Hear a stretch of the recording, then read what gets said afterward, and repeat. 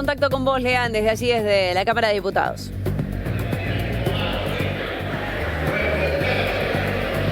Sí, Gaby, momentos decisivos se están viviendo en la Cámara de Diputados del Congreso. Estoy junto a la diputada Miriam Bregman, que, bueno, está transitando momentos difíciles porque se están discutiendo cosas muy importantes en la República Argentina.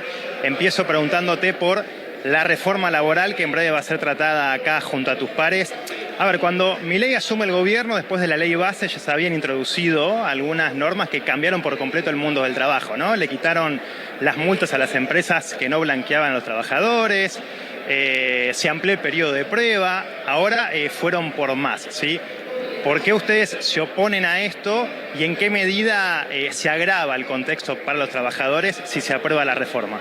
Bueno, ante todo ya tenemos una primera experiencia de lo que con la ley base decían que haciendo esas modificaciones iba a generar más empleo, que iba a haber más trabajo registrado y los salarios iban a ser mejores. En los tres casos se equivocaron. Es decir, quedó claro que era una mentira, que era una reforma y que, por ejemplo, en el caso de la registración laboral, si se sacan las multas, lo que se promueve es el trabajo precario y fue lo que ocurrió. Los únicos empleos que se crearon en todo este tiempo fueron trabajos sumamente precarizados o monotributistas, que es otra manera también, en la mayor parte de las veces, de esconder una relación laboral. Ahora vienen con una reforma que el antecedente inmediato es el de la dictadura de Videla, como para que tengan una idea de lo que hace.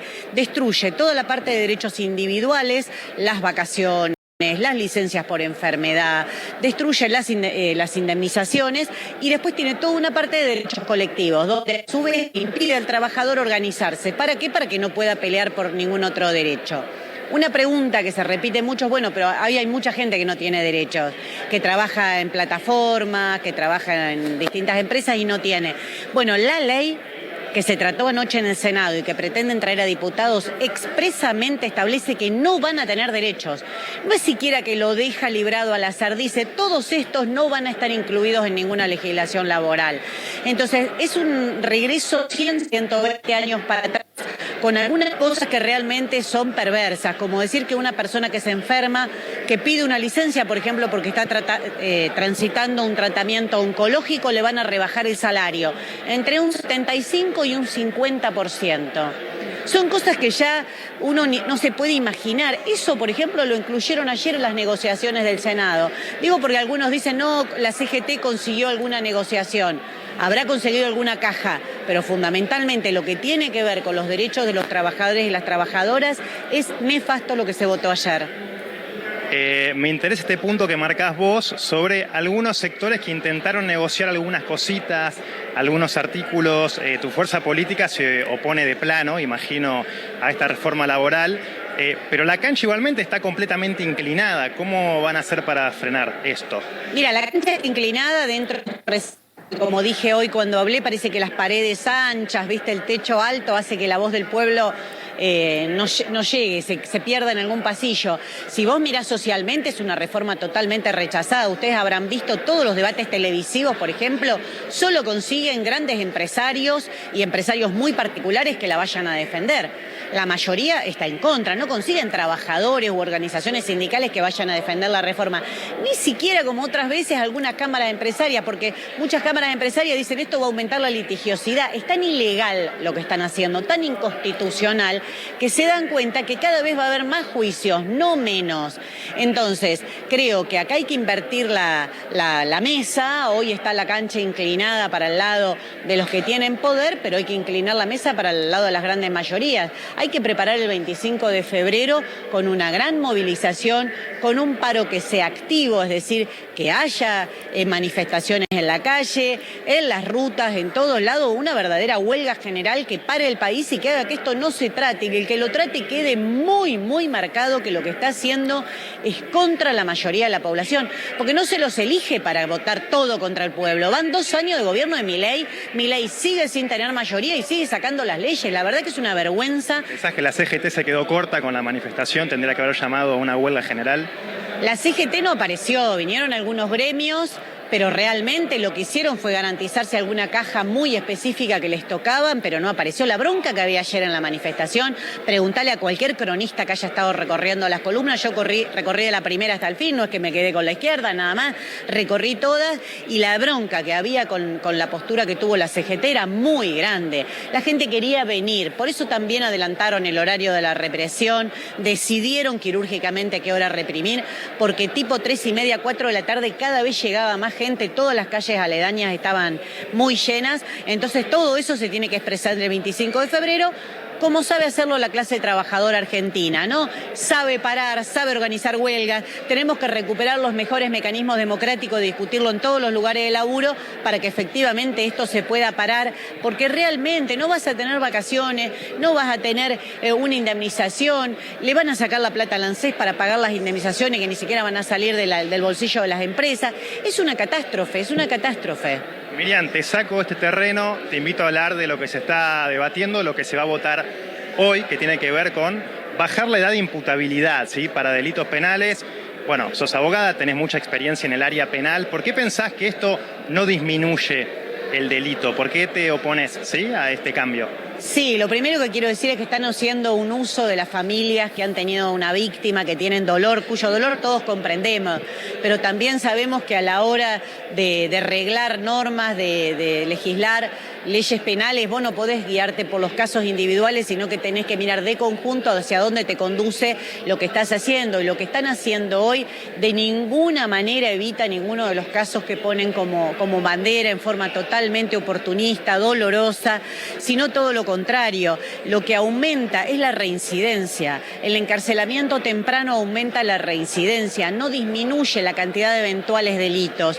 Argentina no tiene una ola de delincuencia juvenil. La cantidad de hechos en los que se han visto involucrados pibes, la verdad que ha disminuido en los últimos años. Entonces lo que podríamos pensar con esos 23.000 millones que le dedican a esta ley son políticas que de verdad atiendan las necesidades que hoy tienen los niños, niñas y adolescentes de nuestro país. Pero no, viste, reformar la ley penal tiene mucho marketing, hace mucho ruido, es la campaña permanente de muchos sectores, pero duele ver lo que están haciendo acá adentro, duele ver cómo lo tratan, duele ver que en este mundo que viene de atravesar el caso Epstein, no se hable cuáles las situaciones de abuso que sufren muchos niños y niñas, y al revés se los pone en el lugar de victimarios y no víctimas de un sistema donde cada vez hay más hambruna, cada vez más guerra, y las principales víctimas son precisamente esos sectores.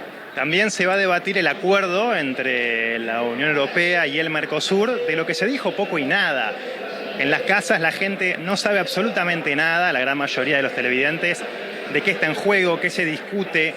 ¿Qué nos podés contar y cuál es la postura de tu partido? ¿Eso es bueno para Argentina o no es tan bueno para nuestro país enmarcarnos en este acuerdo con la Unión Europea? No, la verdad que no es bueno porque el industricidio que está llevando adelante el gobierno de Milei se va a profundizar. Claramente es un acuerdo contra la mayor parte del empleo industrial. Yo defiendo los intereses de los trabajadores, las trabajadoras, y se van a ver claramente afectados. Un acuerdo totalmente desigual y que precisamente, mira, cuando algo es bueno, al gobierno le interesa que se sepa. Acá todas las leyes pasan como la reforma laboral en forma secreta.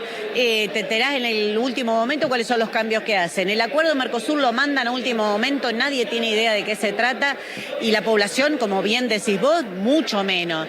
Entonces creo que hay que darse un tiempo para poder discutir y para que podamos expresarle a la población cómo va a impactar negativamente. Son dos partes muy desiguales. Argentina es muy desigual a las potencias europeas con las que está haciendo.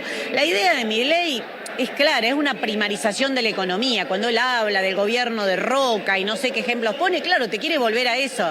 Argentina vende cereales, una minoría de la población se enriquece y las grandes mayorías viven en la pobreza más absoluta.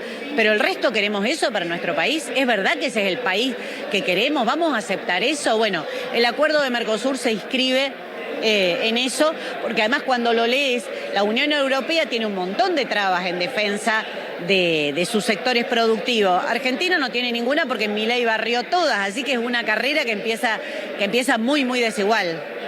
Para cerrar, si el resultado en la votación no es el que espera tu partido, ¿cómo sigue esto, no? Pensando también en las fuerzas de seguridad, el protocolo antipiquetes, ¿Cómo van a hacer para resistir ante esta oleada de cambios que se vienen?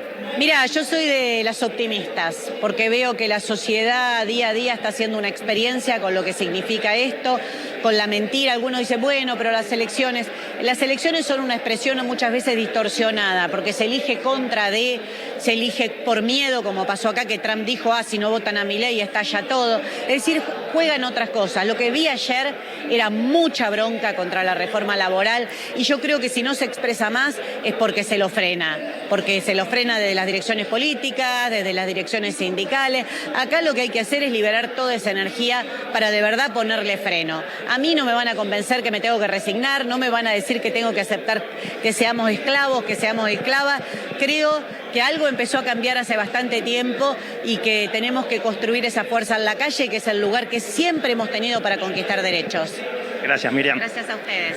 Bueno, hasta ahí la palabra de la diputada Miriam Bregman. Mientras sigue el debate acá en el Congreso y estoy, esperando más testimonios acá en el Salón de Pasos Perdidos.